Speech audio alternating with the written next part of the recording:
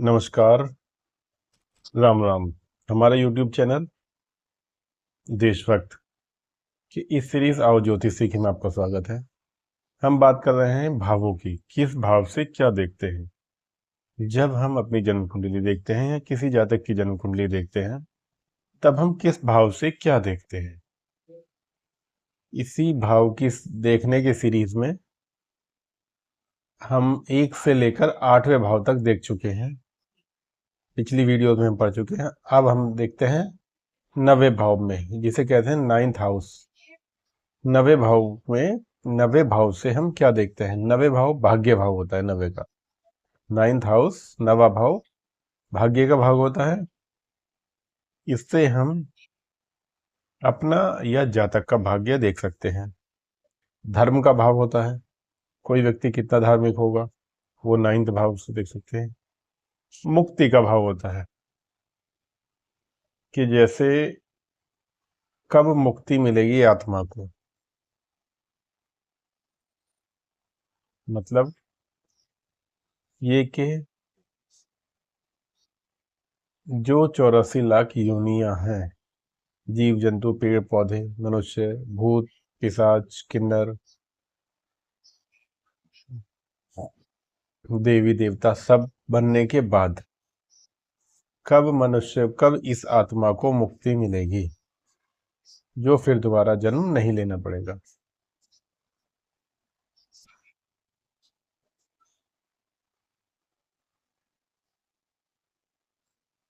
वो होता है मुक्ति। वो भी हम 9th हाउस से देखते हैं, 9वें भाव से देखते हैं। मुक्ति का भाव है 9वां भाव। बुद्धिमानी, कोई व्यक्ति कोई बच्चा कोई जातक कितना बुद्धिमानी होगा, ये भी सब 9th हाउस से देखा जाता है। धार्मिक क्रांति कब आएगी, किसी भी धर्म से संबंधित, ये भी 9th हाउस है। दर्शन शास्त्र से संबंधित ज्ञान 9th हाउस। साधना, कौन व्यक्ति कौन जातक कितना बड़ा साधक होगा, ये 9वें भाव से देखा जाता है। दूरदर्शिता, भविष्य की सोच, कोई व्यक्ति कितनी भविष्य की सोच रखता है, ये 9th हाउस से देखते हैं। इसी के साथ उपासना के स्थान, पूजा उपासना के स्थान 9th हाउस में आते हैं। पिता का भी विवरण हम 9th हाउस से देखते हैं। पिता के बारे में, गुरु के बारे में 9वें भाव से देखते हैं। धार्मिक शिक्षा, लंबी यात्रा, कोई व्यक्ति लंबी यात्रा यानी विदेश जाना, अपने देश में भी हो सकती है, ईस्ट से वेस्ट पूरा इधर से उधर तक जाएगा और ज़्यादा दिनों तक रहेगा, ये लंबी यात्रा है। ये भी हम 9th हाउस से देख सकते हैं। उच्च शिक्षा प्राप्ति 9th हाउस से देखते हैं। साथ ही विदेश यात्रा, कोई व्यक्ति कब विदेश यात्रा करेगा, वो 9th हाउस से देखा जाता है। यदि उसका शुक्र 12वें भाव में मौजूद है, किसी जातक का शुक्र ग्रह 12वें भाव में है, तब जातक विदेश यात्रा करने के योग बनते हैं। तो जल्दी से छोटा रिकैप ले लेते हैं कि 9th हाउस से और क्या क्या देखते हैं। 9th हाउस से हम देखते हैं भाग्य का भाव है।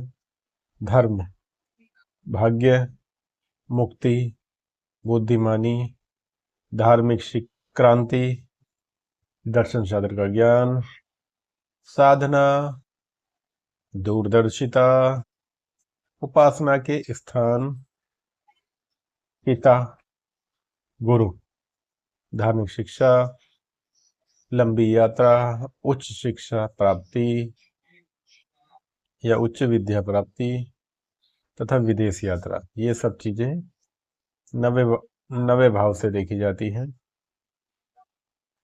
और जैसा कि हम अपने हर वीडियो में बताते हैं, एक छोटी रेमेडी घर के लिए। इस वीडियो में आज हम बात करेंगे कर्ज मुक्ति से कुछ लाभ, जो कर्ज हो किसी व्यक्ति पर, उसे उतरना हो। तब क्या करें?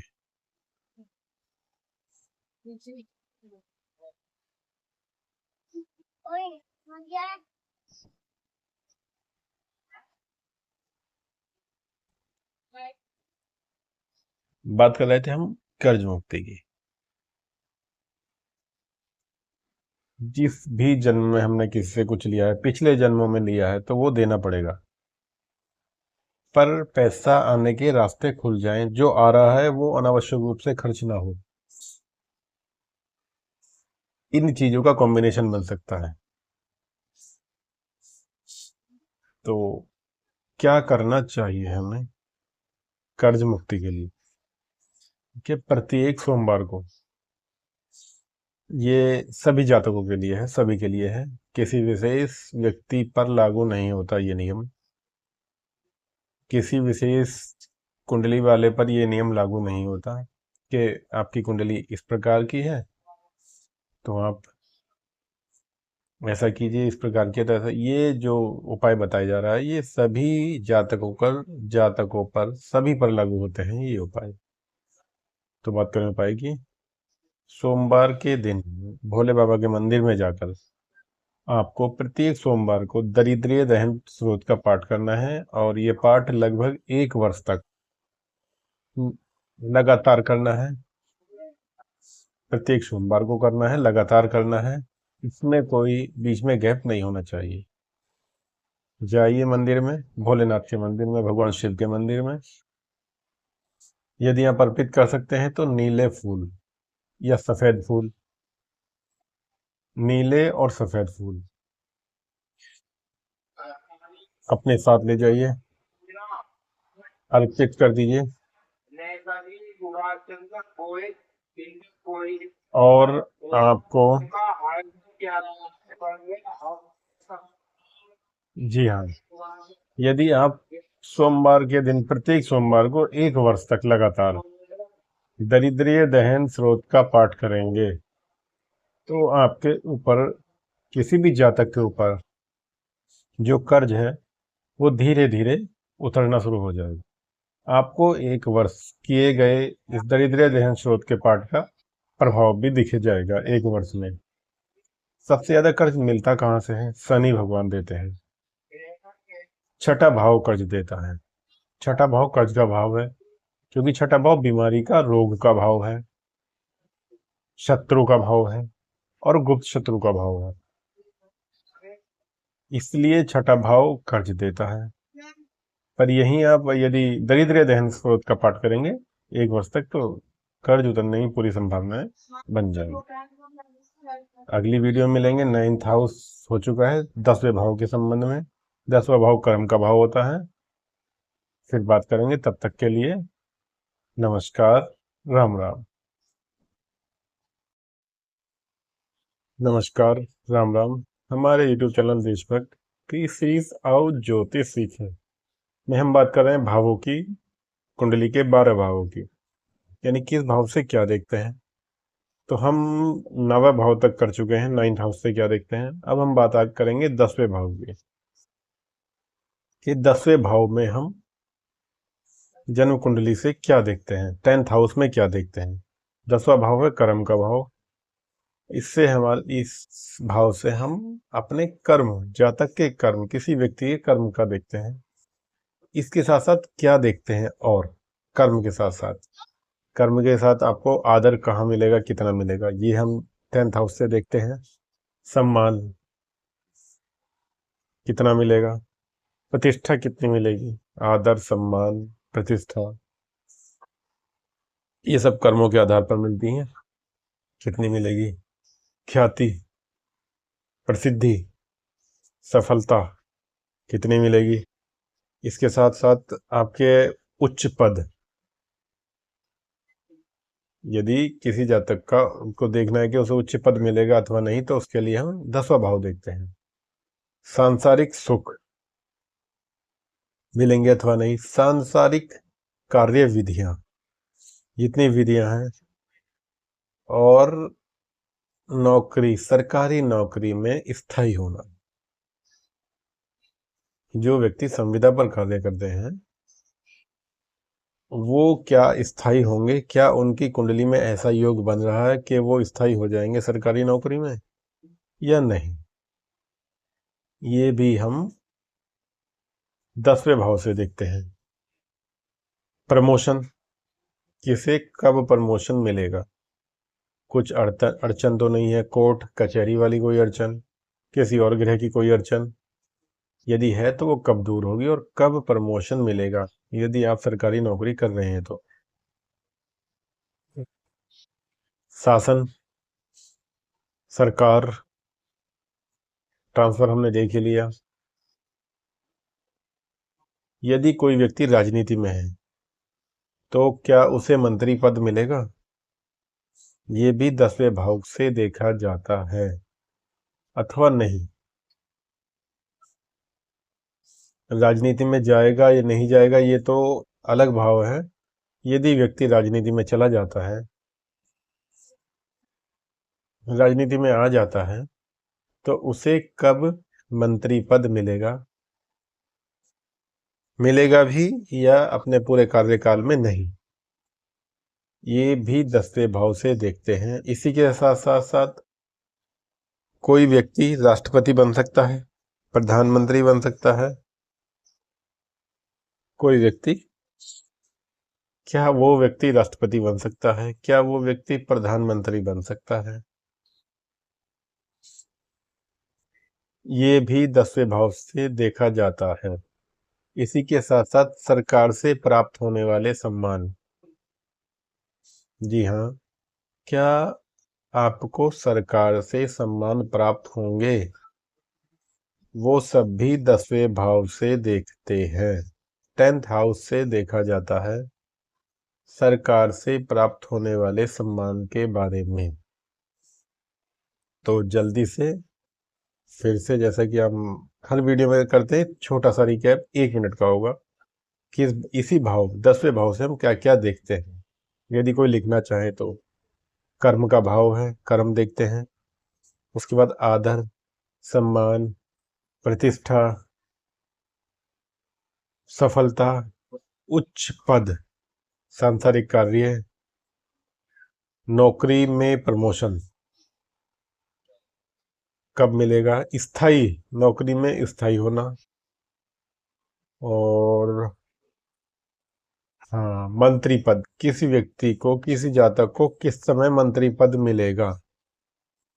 सरकार के बारे में इसी भाव से देखा जाता है, शासन के बारे में इसी भाव से देखा जाता है, सरकार से प्राप्त होने वाले सम्मान भी हम 10वें भाव से देखते हैं। तो ये थे 10वें भाव से क्या देखते हैं, क्या मिलेगा किस जातक को। इसके बाद जैसे कि हम अपनी ये हर वीडियो में एक रेमेडी बताते हैं, छोटी सी रेमेडी। आज रेमेडी बताएंगे समस्या और परेशानी, जो घर में परेशानियां चल रही हैं, अनावश्यक परेशानियां जिसका कोई मतलब नहीं है। आप समझते हैं ये कोई, जिसका कोई मतलब नहीं है और फिर भी वो परेशानी बनी हुई है। किसी भी तरह की परेशानी बनी हुई है, उस परेशानी को दूर करने के लिए, जैसे लड़ाई झगड़ा है, आपस में नहीं बन रही है, पति पत्नी में नहीं बन रही है, परिवार वालों में नहीं बन रही है, ये सब होता है 6, 8 और 12 भाव के कारण। क्योंकि छठा भाव, 8वां भाव, 12वां भाव दुख के भाव है। इसमें बैठे खराब ग्रह जब एक्टिव हो जाते हैं, तब वो अपना काम करते हैं और घर में परेशानी देते हैं। तो छोटी सी रेमेडी है। यदि आप रास्ते में कहीं जा रहे हैं, ऐसा नहीं आप हमेशा कर पाएंगे, यदि कोई जातक, कोई व्यक्ति रास्ते में कहीं जा रहा है और उसे कोई परेशान व्यक्ति मिल जाए, जैसे व्यक्ति आपने कभी देखा होगा कि व्यक्ति कोई भी अपनी समस्या को लेकर बैठा है और रो रहा है कि भगवान मेरा क्या होगा, मैं ये कैसे होगा, ये समस्या है, कैसे समाधान होगा। वो रो रहा है, बहुत ज्यादा दुखी है। देखिए, बहुत ज्यादा दुखी है कोई व्यक्ति और रो रहा है, तो आपको 2 मिनट रुकना है उसके पास,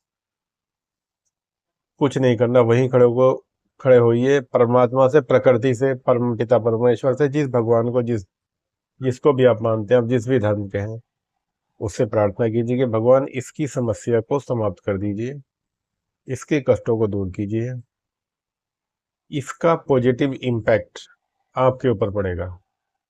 आपके द्वारा की गई वो 2 मिनट की प्रार्थना, 2 मिनट का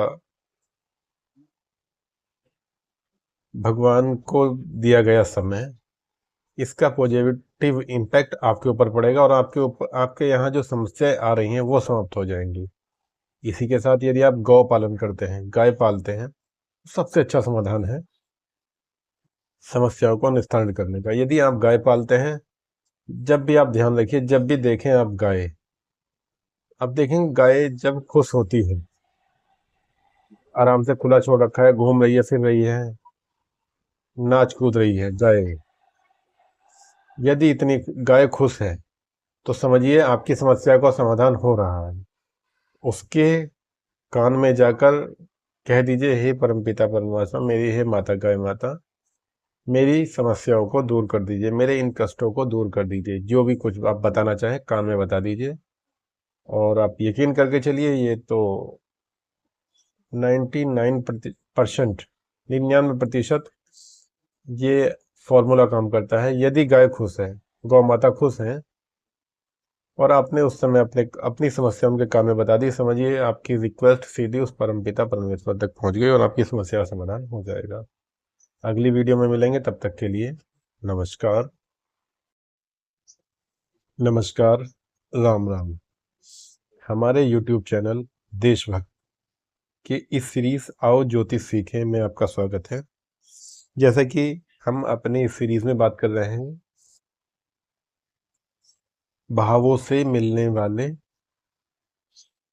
फायदे के बारे में,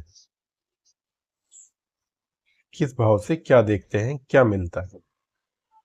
तो इसी सीरीज में हम 1 से 10 तक भावों के बारे में पढ़ चुके हैं।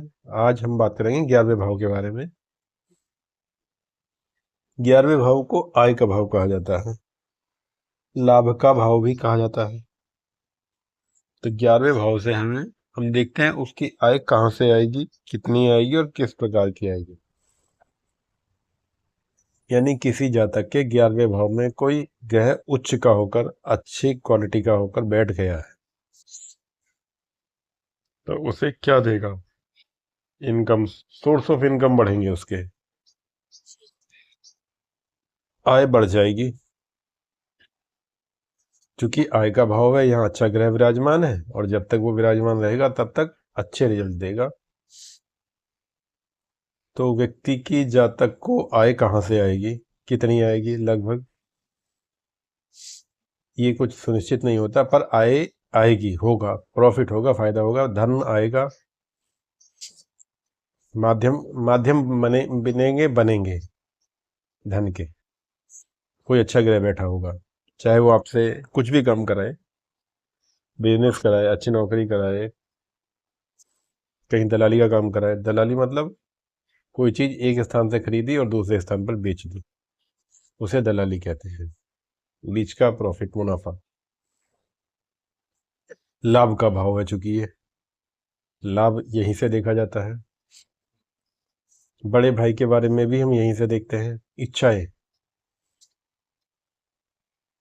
कैसी इच्छाएं होंगी व्यक्ति की, वो यहाँ से देखा जाता है। क्योंकि ये धन का भाव है, तो धन तो यहीं से मिलता है। लाभ का भाव है, आय का भाव है, तो धन का भाव भी यही है। व्यवसाय से लाभ, हम कोशिश करते हैं कि व्यवसाय से लाभ इसी भाव से देखा जाए, और यहीं से देखना चाहिए, 11th हाउस से ही देखना चाहिए व्यवसाय के बारे में। व्यवसाय से लाभ होगा अथवा नहीं। कि कोई व्यक्ति यदि आपके पास आ जाता है और कहता है कि मुझे व्यवसाय करना है, ये बिजनेस करना है, तो उसे लाभ होगा अथवा नहीं, वो 11वें भाव से देखा जाता है। भाग्य से लाभ, क्या भाग्य में लाभ है? आप मेहनत तो कर रहे हैं, पर क्या आपके भाग्य में लाभ है? वो चीजें 11वें भाव से देखते हैं। नई नई योजनाएं ऐसा व्यक्ति बनाता है, क्या वो अपनी योजनाओं में सफल होगा? क्या उसके भाग्य में इस बिजनेस करना है? वो हम 11th हाउस से देखते हैं। यदि 11वें भाव में, यदि जातक के भाव में 11वें भाव में सूर्य हो, किसी भी जातक के 11वें भाव में यदि सूर्य विराजमान है, तो उसे पूर्णतः प्रतिबंध है नॉनवेज खाने पर। बिल्कुल भी नहीं खाना चाहिए, बहुत ज्यादा समस्या आएंगी। कौन सी समस्या आएगी? 8वें भाव वाली, 7वें भाव वाली, मारक भाव वाली, मृत्यु तुल्य कष्ट। यदि 11वें भाव में सूर्य है और वो नॉनवेज खाता है तो। एक छोटा रिकैप फिर से, 11th हाउस से क्या क्या देखते हैं? 11वें भाव से हम आय देखते हैं, जातक का लाभ देखते हैं, जातक के बड़े भाई के बारे में देखते हैं, उसकी इच्छाएं देखते हैं, धन का लाभ देखते हैं, व्यवसाय देखते हैं, व्यवसाय से होने वाले लाभ देखते हैं, भाग्य देखते हैं, भाग्य से होने वाले लाभ देखते हैं, और नई नई योजनाएं। और जैसे ही बता दिया 11th हाउस में सूर्य है तो नॉनवेज पूर्णतः प्रतिबंधित है। यदि 11वें भाव में हम देखें सबसे उत्तम ग्रह कौन सा होता है, तो 11वें भाव में सबसे उत्तम ग्रह राहु होता है। उत्तम किस प्रकार से? हर प्रकार से उत्तम नहीं होता। राहु केवल धन, सांसारिक सुख के लिए उत्तम होगा। 11वें भाव में उत्तम राहु है, उच्च का राहु बैठा है, अच्छा राहु बैठा है तो पैसा दे देगा, सांसारिक गाड़ी बंगला ये तो दे देगा आपको, पर वो बीमारी नहीं देगा, इसकी कोई गारंटी नहीं है। 11वें भाव में बैठा राहु बीमारी नहीं देगा, इसकी गारंटी नहीं है। हाँ, इस चीज की गारंटी है कि सांसारिक सुख दे देगा आपको। यदि 11वें भाव में राहु बैठ गया है तो आपको सांसारिक सुख देगा, पैसा देगा, धन देगा, पर बीमारी देगा नहीं देगा, इसकी गारंटी नहीं होती। तो जैसे कि हम अपनी वीडियो में, हर वीडियो में बात करते हैं कि वीडियो के आखिरी में 2 मिनट में हम एक कोई रेमेडी बताते हैं। तो आज की रेमेडी है एस्ट्रोलॉजी यानी ज्योतिष से संबंधित योग, लक्ष्मी योग। जातक के किसी भी जातक की जन्म कुंडली में लक्ष्मी योग कब कब बनता है? आ गया भाई। किसी जातक की जन्म कुंडली में लक्ष्मी योग कब बनता है? जब लगन का स्वामी बलवान हो। समझिए, मेष लगन की कुंडली है और मेष का स्वामी मंगल लगन पे बैठा है, या अच्छे भाव में बैठा है, त्रिकोण में बैठा है, उच्च का होकर बैठा है त्रिकोण में, तब लक्ष्मी योग बनता है। लगन का स्वामी बलवान हो, या नवम 9th हाउस का स्वामी केंद्र या त्रिकोण में, केंद्र में बैठे, त्रिकोण में बैठे, किसका? 9वें भाव का स्वामी केंद्र में, त्रिकोण में, साथ साथ ये चीज लगन, जो लग्न है उसका स्वामी भी होता, उस पर डिपेंड करता है। केंद्र त्रिकोण में बैठे, अपनी राशि में बैठे, स्वराशि में, उच्च राशि में बैठे, तब यह योग बनता है। और जब यह योग बनता है तो जातक को क्या क्या मिलता है? जातक सज्जन बन जाता है, ऐसा जातक सज्जन होता है, दुर्जनता उसके अंदर, दुष्ट टाइप के नहीं होते, ऐसे व्यक्ति धनी होते हैं, उनके पास धन की कमी नहीं होती है, ऐसे व्यक्ति विद्वान होते हैं, ऐसे व्यक्तियों की प्रसिद्धि बहुत ज्यादा बढ़ जाती है, बहुत ज्यादा प्रसिद्ध होते हैं ऐसे व्यक्ति, ऐसे व्यक्ति ईमानदार हो जाते हैं, और ऐसे व्यक्तियों को लक्ष्मी योग के कारण पर्याप्त मात्रा में धन मिलता है तथा संसार के समस्त सुखों को भोगता है वह व्यक्ति। जैसा कि हमने बताया था कि राहु पैसा देगा, बीमारी नहीं देगा, इसकी कोई गारंटी नहीं, परंतु लक्ष्मी योग पैसा देगा और सुख भी देगा, यानी बीमारियों को भी दूर करेगा लक्ष्मी योग। तो अगले वीडियो में मिलेंगे अगले उपाय के साथ, तब तक के लिए मुझे दीजिए विदा। नमस्कार, राम राम।